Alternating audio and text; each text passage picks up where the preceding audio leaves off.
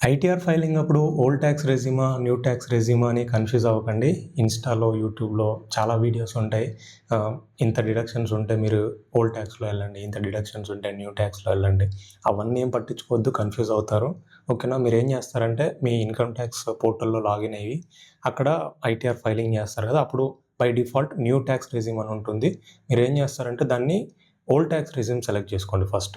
ఓకేనా? ఎందుకంటే మాక్సిమం మనలో చాలామందికి న్యూ ట్యాక్స్ రెజ్యూమ్‌లో బెనిఫిట్ ఉంటుంది. ఫైనల్‌గా మనం ఫైల్ చేసేది న్యూ ట్యాక్స్ రెజ్యూమ్‌లో. కాకపోతే మనం డిఫరెన్షియేట్ చేయాలి కదా! ఎందులో తక్కువ ట్యాక్స్ పడుతుంది, ఎందులో ఎక్కువ ట్యాక్స్ పడుతుందని. సో, ఫస్ట్ అయితే మీరు ఆ డిఫాల్ట్ ఆప్షన్‌ని చేంజ్ చేసి ఓల్డ్ ట్యాక్స్ రెజ్యూమ్‌లోకి రండి. ఇక్కడ మీకు డిడక్షన్స్ గానీ, ఓకే, ఎగ్జెంప్షన్స్ గానీ ఏమైనా ఉంటే అవన్నీ ఫిల్ చేసేసేయండి. చేసిన తర్వాత ట్యాక్స్ అమౌంట్ వస్తుంది. సో, అది నోట్ చేసుకోండి. ఇప్పుడు న్యూ ట్యాక్స్ రెజ్యూమ్‌లోకి వెళ్ళండి. ఇక్కడ ట్యాక్స్ అనేది తక్కువ పడుతుంది, లేదంటే అసలు ట్యాక్స్ పడదు. ఓకేనా?